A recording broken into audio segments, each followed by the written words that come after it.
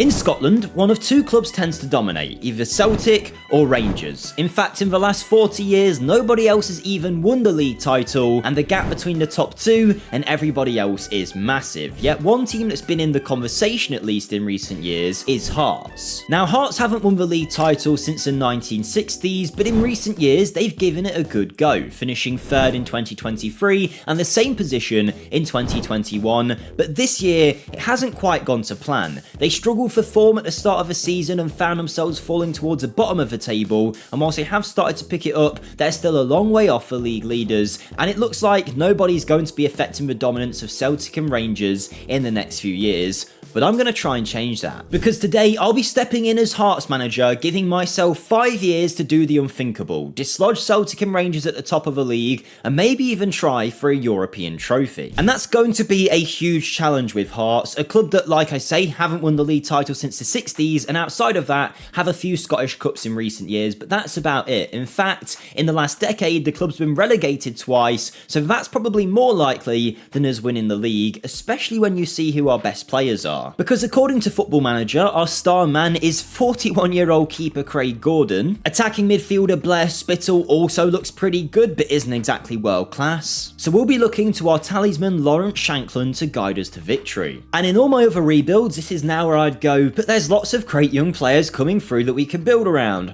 But at Hearts, that isn't exactly the case. Our best young talent is supposedly Malachi Boateng, who looks good but isn't exactly going to set the world alight, whilst undoubtedly our best young talent is Andres Salazar, a player that's only here on loan. So look, being Hearts manager is not going to be an easy ride. In fact, trying to topple the top two in only 5 years is going to be a massive challenge. But there is a silver lining, and that is that we're not exactly starting from rock bottom. In fact, Hearts, whilst they are a long distance away from the top two in terms of quality, are still predicted 4th place at the very least. So European football in our first few seasons is a possibility, but if we're going to challenge the dynasty of the top two, we're going to need to get our recruitment spot on. Which is going to be hard when we've only got 100k of transfer budget and £2,000 of wage budget, and that's probably less than most clubs in like the 3rd tier of English football in Football Manager. So in terms of the players we're going to be able to attract, it's not going to be pretty, but I'm going to see what I can do in the first transfer window. And as you can imagine, with the budget I had, I wasn't able to go crazy in the market. In fact, that's likely to come in future seasons. For right now, we kind of just need to see where the squad's at, but I was still able to make a few changes. The first move was an outgoing for one of our best youth prospects, Bobby McLucky, and if we're lucky, hopefully he can develop a little bit out on loan. And I've also decided to move on English 29-year-old George Grant. Now, he is not a bad attacking midfielder by any stretch, but I wanted to free up the wage bill, and also, he didn't exactly fit the system that I'm planning to play here at Hearts. So we've sold him to Dundee United for £95,000, a minimal value, but at least it's something. And with the money that we made from that, we were able to make a signing for the future in Callum Ledingham. He's a 17-year-old centre-back with a decent future ahead of him, but time will tell if he can reach that potential. But on the other end of the spectrum, I bought in an older player. 34-year-old Hiroki Sakai is in for the season, a Japanese fullback who can play left back or right back being a position I felt we were light in. He's got a good career behind him, so fingers crossed he can do a decent job here at Hearts. And that was all we could do in the transfer window. Not exactly pretty, but like I say, the fun stuff is still yet to come. For right now though, this is where we learn about the team, and our best 11 at this current moment in a 4-3-3 formation I'm planning to run is as follows. Craig Gordon, the old goalkeeper, is between the sticks with Hiroki Sakai at right back, again an older player. At the back we've got Frankie Kent, who we're yet to meet, a 28-year-old centre-back,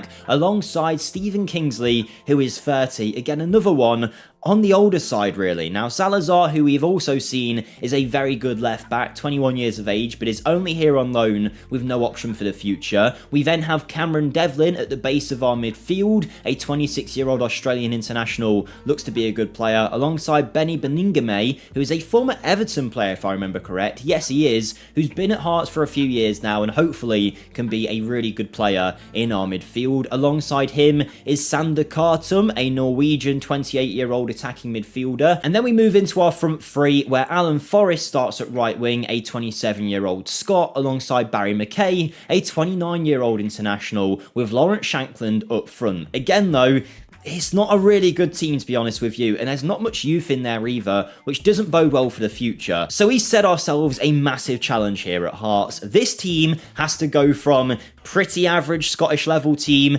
to competing in Europe and winning the Scottish League. It's a long shot, but let's get the first season out of the way, and then we can start to build from there.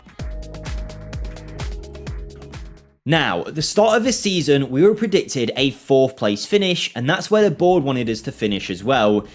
But it didn't quite go to plan, and this challenge is going to be a tough one. Whilst we did do okay against weaker teams, the big teams put us to the sword, like when Celtic beat us 5-1 at home. And just to show how superior they were to us, they also beat us 5-1 away. So it's safe to say they were battering us in the league, but when it came to the cup competition, we had a chance for revenge. Because in the Scottish Cup semi-final, we managed to knock out Rangers to qualify for the final match. And it was only ever going to set us up with one club, and that was Celtic, who have already beaten us this season, and they went 1-0 up early on, and to no one's surprise, they went on to cruise the game, beating us 2-0. So whilst we did make a cup final in our first season, which is great, it's pretty clear we're not going to win anything anytime soon, with Celtic and Rangers still kicking around way better than us. In fact, it wasn't just them, because in the league, we only finished in 5th place, which is below the prediction we had at the start of the season. Granted, we were only 1 point away from 4th place Kilmarnock, who secured Europa League football, but Aberdeen finished above us on 64 points, and then Rangers and Celtic were miles ahead. Rangers, in fact, did win the league with a huge points margin over us.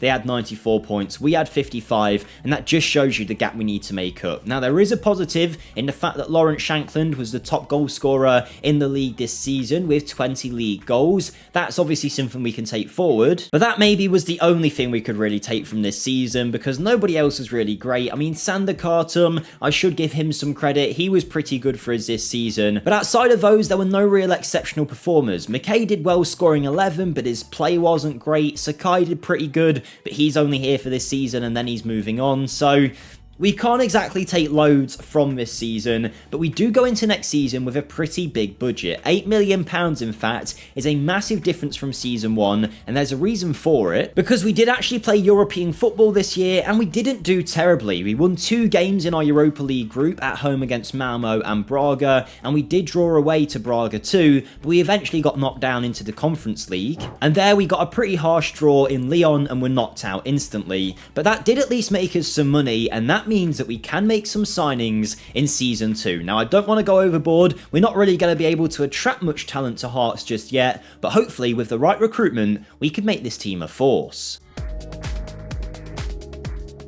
Okay, strap in. I said in season 1 when we weren't able to make many transfers that we were likely going to make a lot in season 2, and we've done exactly that. There is a lot to look forward to. Before we do see those though, if you could show me your support by smashing the like button, that would be amazing. If we could hit 1,000 likes today, that would mean the world to me. It really does help the videos when you do it, so thank you to anyone who does that. And subscribe to the channel as well if you haven't already. On the road to 50k subs, I can't wait to reach that target. We're going to push heavy for it, and I've no doubt with your guys' support, we can get there. And with that being said though, let's go and take a look at the sales first. Now, it should be noted, one major change is that one of the fans' favourite players, Craig Gordon, has left. He's retired at the end of the season. We've also loaned youngster Gus Stevenson to Alloa Athletic, and the same for the signing from last year, Callan Ledingham. But let's move on to the permanent sales, where a lot of players left, but not for crazy amounts of money. In fact, most of them I just wanted to get rid of for any fee to free up the wage bill. The first one leaving is Utora Oda, who goes to Brøndby for 26,000. Like I say, not a huge fee at all. I have no idea how much Hearts paid from him in real life. He's not a bad player, but he didn't play at all for us really last year. He wanted to leave, so he makes some cash and free up the wage bill. The ruthlessness continued with Jan Danda, an Indian international who's 26 years of age, who only played 8 times for us last year, so he moves to Utrecht for 38k. Benny Beningame has also moved on. He wanted to go, having not played much last year as a starter, only 9 starts, so he goes to Aris out in Greece for 50,000. Kenneth Vargas was a winger that looked pretty good, but he couldn't even get a work permit here, so I couldn't use him even if I wanted to, so he sold the 23-year-old off to Utrecht for 105k, and they've loaned him back to us for the year, which is a nice bonus to have. Stephen Kingsley has also departed. He's gone to sign for Kilmarnock, age 31. Last year, he was considered part of our best 11, but he isn't anymore. After you see who I brought in, you'll understand the sale. He's gone for 120,000. Another one of our best 11 from last year, Frankie Kent, also also moves on to be a squad player at Middlesbrough, signing for them for 250k for a slight profit from his original move from Peterborough. But our biggest sale and our final one was Craig Halkett, another centre-back leaving. He's gone to sign for Slovácko. They're a team out in the Czech Republic, and he has moved to them for 250k, which gave us some money and again freed up the wage bill. So as you can see, a lot of sales, and that meant that we could make plenty of signings. But if you like this kind of rebuild and you'd like to give it a go yourself,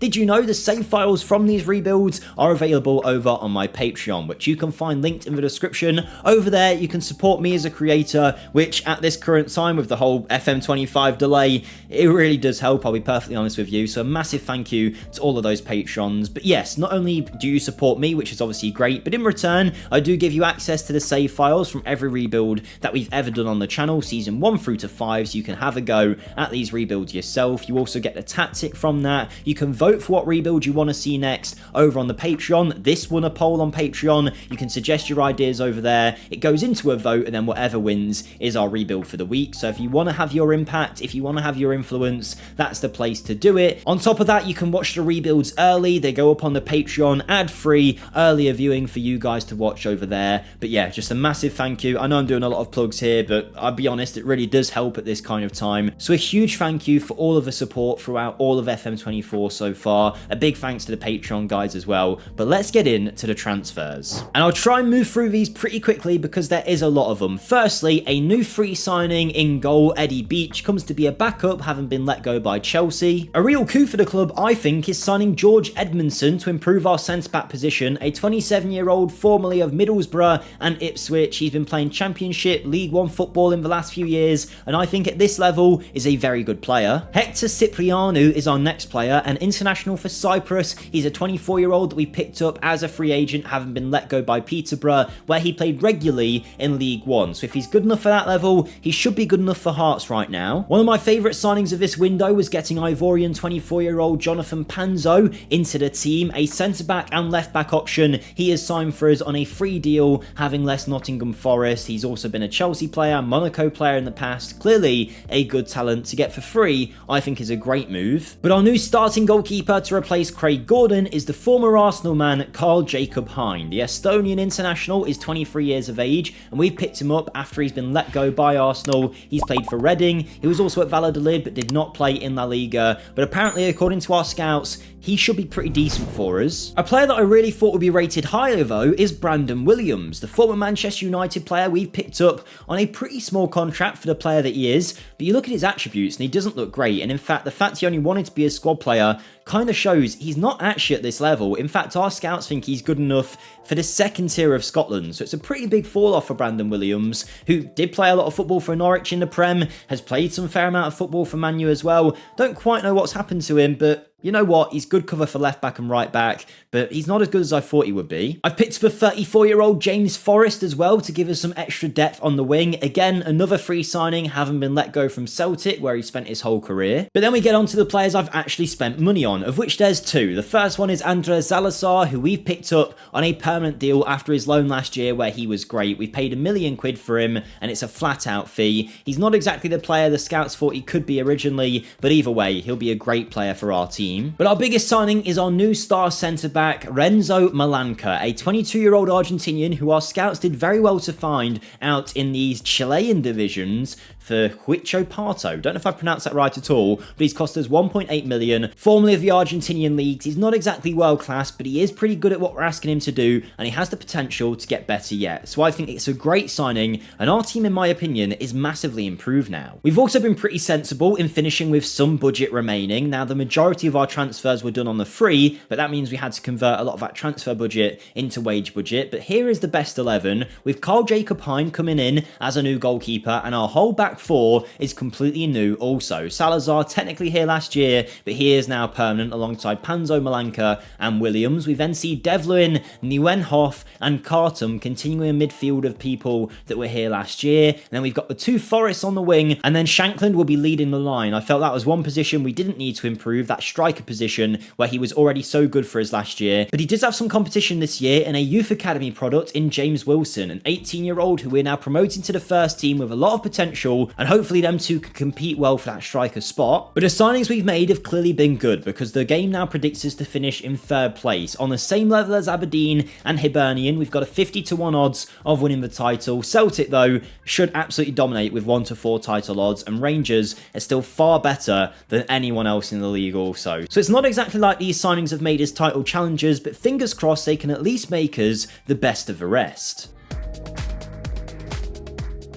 And I think Season 2, with the signings we've made, has proved to us that we are definitely on the right path this year. But speaking of paths, we had to go through the qualifying path to make it into the Conference League this season. But unfortunately, on the final hurdle, our team lost to Dynamo Kiev in a 4-2 aggregate loss, which meant we didn't even qualify for the Conference League, which goes to show this team's got a long way to go, but in the league at least this year, we had started to step it up a little bit. In fact, we did so well that we were actually able to get a result against Celtic, as Shankland managed to score a winner at home to give us a victory. But that wasn't even the best result of our season, because we faced off against Celtic again, who went 1-0 up, and whilst that would have been enough last season for us to give up, this year we were a different kettle of fish, and Salazar managed to get us back in the game with a great strike, and just before the second half started, we managed to get a second. Again, it's the left back Salazar. If 2-1 wasn't enough, we scored from the spot in the second half to make it 3, and Shankland again hit another penalty later on to make it 4, and that meant we had beat Celtic 4-1, and in fact, we didn't just beat them in the matches, we beat them in the league. Yet it still wasn't enough to get near the title. In fact, Rangers finished a whole 8 points ahead of us and absolutely dominated, but it showed that we have made progress. 77 points this year, 23 wins, only 8 draws and 7 losses, all against pretty decent teams as well, but this was a much better season for us, and I started this thinking Celtic were the team to challenge, but clearly it's actually Rangers that are the ones that are doing the damage. But either way, it's been a great year for us, maybe a fluke, I don't know, but it does mean we'll at least be in the qualifying rounds for the Champions League next season, and that is way too high of a level for us, let's be honest, but it's great. But what's even better to see for me is the progress our players are making, because as you can see, there's a lot more high performers this season than last. I mean, Salazar was our best player this year with 5 goals, having an unreal season for us. Lewis Nielsen is a young player that came through at Hearts a few years ago from Dundee United, and he played a pretty big role this year, managing to get a good average rating too with 3 goals. Panzo hit 4 goals. There was 32 goals in all comps from Lawrence Shankland, doing unbelievably well, whilst Nieuwenhof in the midfield scored 12. 7 goals as well from Blair Spittle, who we haven't spoke all that much about so far. And overall, it was just a very good, successful season all around. Everyone chipping in and having good years. Progress on and off the pitch in terms of player development too. Renzo Malanka also becoming a better player since joining us. And whilst it would be nice to keep this core of players here, if we're going to be honest about challenging for the title, we're going to have to flip some of these players round. And what's great to see is the value of this squad going up. In fact, there's a few players now who could fetch us at least 3 or 4 million a sale. Bear in mind, last time we were making, 100k from a sale at most. So this is definitely good to see, and it bodes well for the future. Now, going into our next season, the budgets are less, only 4 million, but to be honest, that's way higher than I thought we'd get anyway. So I'm more than happy to work with that. Fingers crossed I can keep this momentum going, bring in even more good players, get rid of the deadwood, and make this side a team that can regularly challenge at the top of the table. Now, I did come into the Season 3 transfer window buzzing, to be honest with you. Our squad had done well, we had some money to bring in new players, and I was hoping we could sell some on to make even more cash to really improve the team, but it didn't quite play out like that. And I wouldn't really say this transfer window's our best, but I'll let you guys be the judge. Firstly, the departures, Ayr United are going to take Gus Stevenson for the season, and Macaulay Tate goes to Greenock Morton. In terms of permanent sales though, Bobby McLucky wasn't so lucky in his development and did not really push on any further than what he originally did, so he sold into Aberdeen in the last year of his deal for 165k. And now normally this is where I reel off all the other sales, but that was it. I mean, we released some players, I will say that, but we weren't really able to sell anyone major on, and that meant we couldn't really do crazy amounts in the incomings either. Granted though, we did of course still have some budget that we were given at the start of the year, and for that reason we were able to bring in some talent at the very least, Ben Woodburn being the first incoming, a 26-year-old Welsh international signed from Salford in League 2, where he's been very good to be honest. Josh Bowler also improves our depth options on the wing, the 27-year-old signing for free, having been let go by Nottingham Forest. Our next signing was Maizayen Mayolida, who we've bought in on a free transfer yet again from Al Khaloud in Saudi Arabia, where he was doing very well. He was formerly of Lyon, Nice and Hertha Berlin, so he's got some pedigree. And then our other free signing is probably my favourite one yet, Harrison Murray Campbell, a 19-year-old Englishman who can play centre-back or right-back with a lot of potential actually, who has joined us from Chelsea on a free. He did play Scottish First Division football last season and that got him noticed, but he has played a couple of times for Chelsea as well in his career so far, but this is going to be his first real crack of proper football, so fingers crossed it all goes well. And with the budget remaining, I have signed a new winger in Justin Diel. He's a 21-year-old German inside forward off the left-hand side who has the potential to get way better yet. It's a lot of money at 2 million from Stuttgart. Bear in mind he hasn't really played in his career just yet, but our scouts rated him high. I like what he's got about him, some pace, some explosiveness, and a goal-scoring ability as well as dribbling ability. So this could turn out to be a massive flop and we waste loads of money, or it could be our best signing yet. And only 3 seasons in, we have already got to the point where I can look at the squad and say, this is pretty much my own team now. Only a few players remaining in the best 11. Shankland, I'm going to keep trusting. And then we've got Devlin and Nieuwenhof, who are the only players that stay in this team from what we initially inherited as the best 11. There's still some sprinkled around in the bench and the reserves, but really, not that many. This is pretty much our own spin on the side now. And this side that we have put together ourselves is certainly one that the game thinks is improving. We are now predicted 33-1 odds of winning the title. Is still way less than Rangers and Celtic. Of course it is. Celtic, despite not winning it for the last 2 years, still considered clear favourites. Maybe it's a managerial failure that's letting them down. But we are now separating the gap between Aberdeen and Hibs as well, which is good to see. Celtic, now managed by Leonardo Jardim, they've been improving their team a lot, as have Rangers under Philippe Clement. So you've got to bear that in mind. Whilst we are improving our team with some nice little gem signings here and there, these clubs are spending quite a lot of money, for the Scottish leagues at least, on talents that we would absolutely love to have. So they are still getting better. We're still trying to close that gap, and hopefully in season 3 we can do it yet again and mount a title challenge.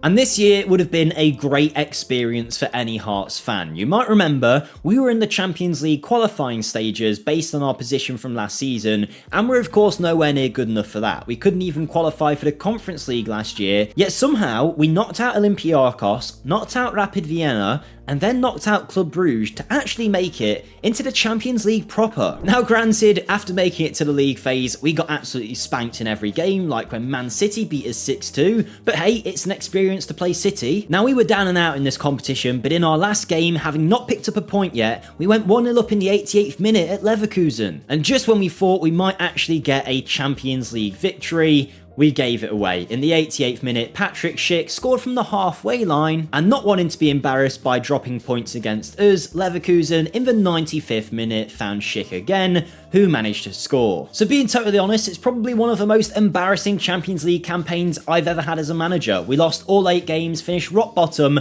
but let's be honest, we should not be at this level anyway, so it was great just to be here. We made some money, and also, Lawrence Shankland managed to secure a golden boot. Not Mbappe, not Haaland, because of those qualifying rounds, it's Shankland who will have a UCL golden boot trophy in his house with 13 goals. So was the Champions League a failure, or was it just a success to even get there? I'll leave it up to you guys, but either way, that wasn't our biggest success of the season. Because whilst it might not be the most prestigious trophy you can win in Scotland, we had made a final of the Scottish League Cup. We were up against Aberdeen and we went 1-0 down early on, but we did not give in, and in the 80th minute after pushing, Ben Woodburn was able to find the equaliser to send us to extra time. And it was there where we really started to kick on and dominate, and for the first time in this rebuild, I can say we won some silverware, Cipriano tucking it away and winning us the League Cup final. Again, not the most important trophy we'll ever win, but it was certainly something we can be proud of. But that wasn't our only source of pride, because we finished second in the league this year, finally finishing above Rangers, but this time Celtic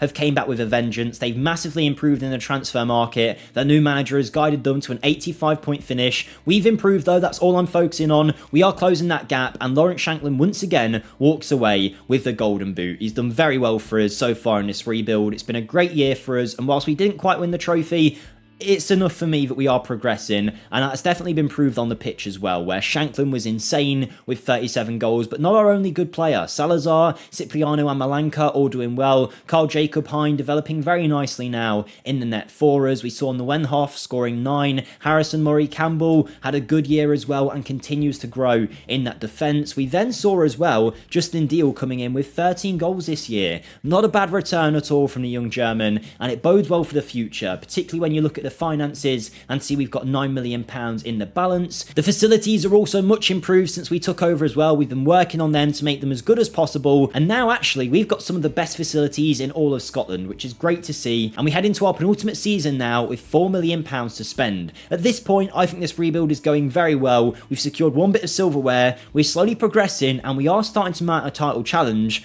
We just need the players that are going to kick us over the edge and get us that title trophy. And this is what I've been waiting for this whole rebuild. We have had a very big window. We've gone from spending, 2 million and selling players for 500k to having a window where nearly 20 million pounds of transfer business has been done. And a lot of that actually comes from our outgoings, where we've made some major sales this window. Let's start with the minor ones though. Mayalida leaves us after 1 year for 110k to play for Maccabi Tel Aviv. And Ben Woodburn served as well, scoring in that final of the League Cup, but he now moves on to play in Slovakia for nearly 500k. Sander Khartoum has been a very good player for us, considering when I took over, he was on the transfer list right from the beginning, but he's ended up doing pretty well for us over the last few years and has now moved on to play in the Czech Republic for 600,000. But into our big sales now. The first one is our first sale over £1 million, and not just over £1 million, for £6 million we have moved on Jonathan Panzo. Against my will, mind you, as a release clause he put into his contract early on. He'd had 2 great seasons for us and now goes to play in Saudi Arabia, gets a lovely mega contract, makes us some money, and it is by far our biggest sale yet. Or at least it was, until Chinese side Shanghai Port came in and offered us big money for Hector Cipriano. The 26-year-old leaves for £9 million after some great years for us. After 2 years, we flip a free transfer into a £9 million deal. You can't ask for too much more, and that meant, of course, we had plenty of money to spend on incomings, and I think we've got some gems. But this is the last time I'll ask you, if you could, smash the like button if you are enjoying up to this point. If you're still watching, hopefully I've earned it. Thank you guys so much for the support. Make sure you comment down below what rebuilds you want to see next and what you're thinking of this rebuild, but let's go and take a look at the incomings. And it is gem after gem in this window. Firstly though, Ilya Gruev comes through the door. 27-year-old Bulgarian experienced midfielder coming in from Leeds, where he's been playing championship football regularly, so this looks like a great signing for us. We've signed former Chelsea and Rangers man Dujon Sterling. He's been at Rangers for the last few years and doing very well for them, but I just think he'd be a very good attacking right wing back in our system, and maybe allows Harrison Campbell to stop playing right back and become a great centre back for us. We finally got some competition for Shankland though. It's not someone that's going to replace him, but maybe someone that down the line can fill up some minutes in Will Lancashire. We signed him from Spurs for 2.4 million. He hasn't really played in this whole rebuild just yet. In fact, his first ever appearance in senior football was for us this season in our first game, so he's here for 2 mil. He's got a lot of promise and could be a very good striker. We made a great free signing though in the form of Takehiro Nakai. The former Real Madrid man is going to be playing his football at Hearts. He left them having his contract terminated at the club, and we have now picked him up. He's a Japanese national in a league where many Japanese players tend to thrive, and I think he is going to be a gem in the midfield. I'm also hoping we'll see some great performances from our new Nigerian international free signing Chidera Ojuke. He joins from Sevilla, where he has been playing every now and then for the La Liga side, which goes to show the level he's at. So to get him for absolutely nothing, valued at 9 million, is a brilliant signing again. But my final signing of this window is Bobby Clark, a left wing and centre mid option. He joins us from Salzburg. The former Liverpool and Newcastle man has been developing very nicely out in Austria, so we bought him in for 4 million. By far our biggest signing yet, but he is a player that I'm hoping will be worth it. He's a good young talent, and being English as well, he'll have a big sell-on value if he ends up being any good. And this is what is now considered our best 11, and I actually think this is a very good side, but even still, does it hold a candle to the likes of Rangers and Celtic? I'm not so sure. It's still a good team though, mind you, but at the back we now have Malanka alongside Harrison Campbell, just to show you how much these guys have developed over the last few years. They're probably two of the best defenders in the whole division. Salazar as well, extremely good at left back. Overall, I'm very happy with this squad though. Whatever I say about them not being Celtic or Rangers level, they are still a great team. And if you have a look, we are slowly closing the odds of winning this competition. 18 to 1 now that we actually be able to do it. Harrison Murray Campbell makes it into the best 11. I think the first player that we've had that's able to do so potentially. A great result there. But now we're ready to go. We are going to attack this league title. We are coming for it, and I'm hoping in season 4 we can add some silverware to the cabinet. And season 4 will have been a joy for any fan of Hearts to watch. Considering where we started, this is a far cry, but I will hold my hands up and say this year we didn't qualify for the Champions League. We smashed Northland in the qualifiers, but then lost to Benfica, which is not a shabby team to lose to at all, but that pushed us into the Europa League, where actually we had a very good campaign. In a competition where I'd still say we were below the level required, we had made it to the knockout playoff round, facing off against Lask. In the first leg, Justin Deal got the opener, but at their own stadium, Lask were able to hit back to make it 1-1. But in the second leg at our home stadium, we showed some nerve, and Nielsen scored a header to get us the win, and that set up a round of 16 clash against the Premier League side in West Ham. And whilst we did give it an amazing go, we unfortunately lost out at the death, Jared Bowen scoring to make it 4-3 on aggregate. So I think we can be so proud of our European run there, making it to a round of 16 in the Europa League, only losing to a Prem side. It's a great result, but there was a much better result than that in the Scottish Cup. Because having smashed St Johnstone in the semi-final, it set up a final clash against Aberdeen, who we beat in the League Cup last year, and whilst Malanka did get that opener from a corner, we know Aberdeen are a good side and they fought back to make it 1-1. In the second half though, a Bobby Clark free kick got into the area, was eventually cleared out, but we did manage to rework it, and it was Clark, the man himself, who fired it home to make it 2-1, but a late penalty from Aberdeen allowed them to make it level and send it to extra time. But nothing happened, we went to a penalty shootout, and we made a big save against Duke. Malanka had to score his goal to give us a chance to win, and it all fell on Reece Smith. If Hines saved this, we would win the Scottish Cup, and he did exactly that, and we were champions. For our second piece of silverware in this rebuild, I love Aberdeen as well, so it's harsh to say that we've taken one trophy off them in the League Cup and now win the Scottish Cup as well. But you know what? We had to do a job here at Hearts. We have done it so far. 2 trophies, a good European run, but what about the league? Well, it was absolute heartbreak, because once again, Rangers stormed to the top of the table, but they finished level with us on points. They had the same amount of draws, the same amount of losses, a little bit better goal difference, and I think they beat us in the head-to-head record as well. I don't know what it comes down to in Scotland, but either way, we were just edged out of the title, and we did so well in the later stretch of the season as well, dominating games, winning without conceding. It just wasn't enough. Now, great to see we are separating us and Celtic again and showing our quality there, but we just miss out once again. It's getting so annoying now because we are so close. We are as good as the other two. We're just lacking the luck really in getting over the line. But great to see we have secured that Scottish Cup. Hopefully that gives his team the confidence that they can go on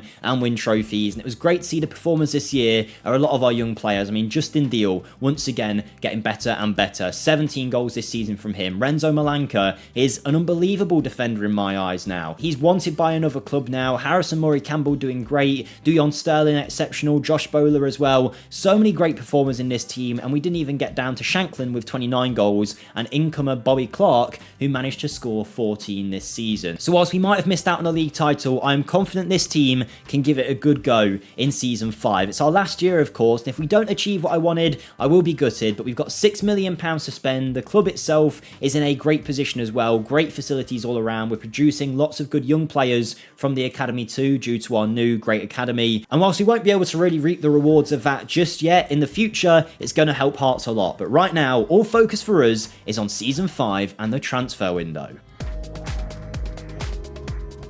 And I'll tell you now, in that first season when we started with a 100k transfer budget, I did not think in season 5 I would have £50 million worth of transfers to talk to you guys about. Let's run through the sales though. Firstly, Josh Bowler goes out on loan to Austria Vienna with an option for them to buy. Now, he's been great for us, but this will happen with a lot of players. They've been great, but I have moved on and signed some way better ones. For example, the same case for Duque, a very handy option to have, but he's gone to Copenhagen this year. And even Dujon Sterling, who was pretty good for us last season, has now moved to Ipswich on a loan with an optional fee to buy. Callum Ledingham didn't really develop in this save, so we sold him to Dundee United for a very small fee of 32k. But now we get into the more major sales, as Nieuwenhof, who's been with us since the start, has moved to Salernitana out in Italy for a fee of 2.4 million after some great years at the club. He wasn't the only Aussie to leave though. Cameron Devlin, another original member of this team, has moved to Montpellier for 3 million. He's been playing well for us over the years, but it was time for him to go. The same for Malachi Boateng, who did actually develop to be a good defensive midfielder, but the Ghanaian has now signed for Hellas Verona for 3.6 million, having had his best season yet last year. Ilya Gruev also moves on pretty quickly from the club, having signed only last season. He now moves on to go and play for Montpellier for 6 million quid. And then our goalkeeper, Carl Jacob Hein, has got his move back to England as he goes to play for Leicester in the Premier League for 10 million quid. He's their starting goalkeeper. We have developed a Premier League quality keeper.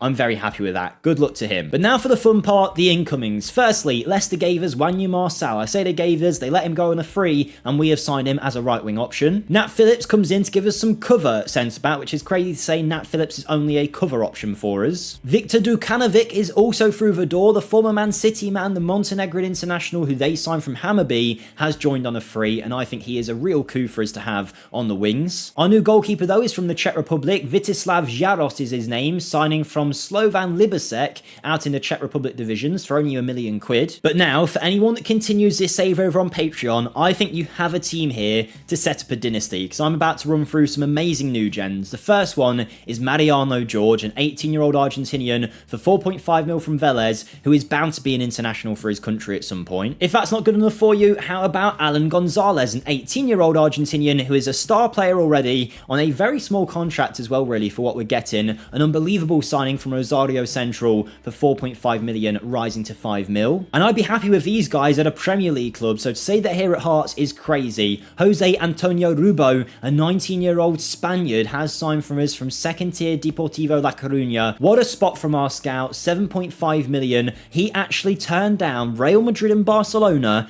actually did that to come and sign for us. Unbelievable. And then finally, we get a Mexican international 18-year-old wunderkid centre-back, Omar Arsh, who signs for us for a fee of 8 million quid from Club America, rising to 10 million. We broke the bank this window, broke records, but I think we have made this team so much better. In fact, if you look at this team now, it is pretty much wunderkid central. Jaros is kind of a stopgap. I'm sure next season, anyone that continues this, you'll want a better goalkeeper, but Harrison Murray-Campbell is at the back, a very good talent alongside Ark and Malanka, Salazar, Gonzalez, Clark, Rubio, Dukanovic, Deal and Shankland, who has just done so well in this rebuild that I've never wanted to replace him. He is pretty much a club legend at this point, and I'm hoping he will stay that way. There's so many great players throughout the team as well. To think a Real Madrid player in Nakai doesn't even get in our best 11 is crazy to say.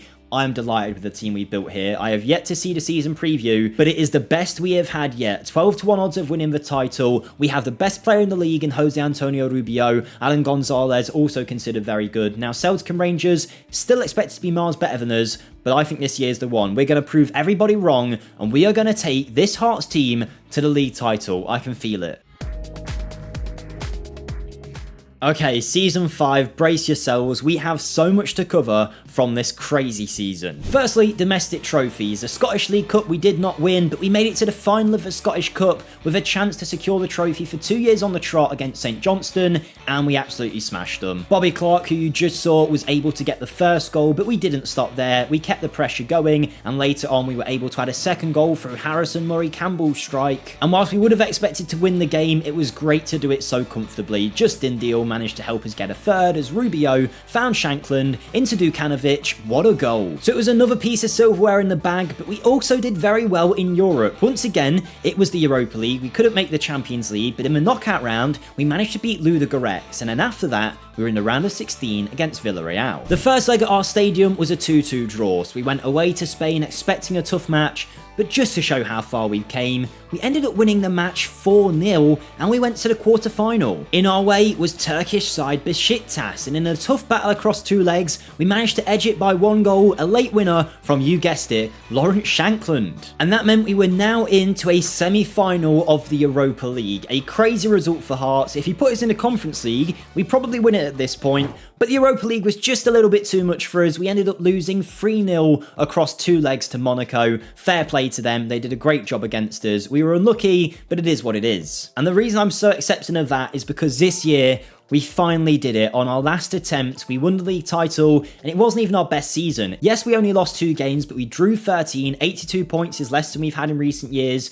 but it was enough to beat Rangers by 3 points, Celtic by a good 7 points, and we did it all without Lawrence Shankland this year. He was good, but he wasn't even in the top goal scorers in the league. He only scored 8. Clearly on the decline now, but Justin Deal stepped up with 16 goals from him. It looks like the Shankland era of domination is over, but I mean, some great performers in this squad. Murray Campbell with 7, we saw Nakai with 6, Justin Deal with 21, 14 from Dukanovic, 15 from Bobby Clark, 23 goals still in all comps from Shankland. Let's not make it like he had a bad season at all. Yeah, just incredible stuff. In terms of assists as well, Harrison Murray Campbell getting an assist every 3 games pretty much is an incredible turn of events from a defender who can also play right back, and I just can't believe how well we've done in terms of building this squad on year upon year. I mean, the club is in a great place in terms of the facilities, the reputation is good financially, there is money in the balance, there's nothing major in the debts and loans, and anyone that continues this will have a bigger transfer budget than I ever had. We have finished our rebuild here at Hearts. The only thing I'm gutted about is the fact that Harrison Murray Campbell and us make it onto the favoured personnel list, but Lawrence Shankland isn't anywhere, despite having a golden boot in the Champions League at Hearts. If you're going to take anything from this rebuild, take that. Lawrence Shankland, what a player, what a rebuild. Hearts is done. Let me know who you want to see next on the Patreon, and thanks for all the support, guys. I'll see you soon.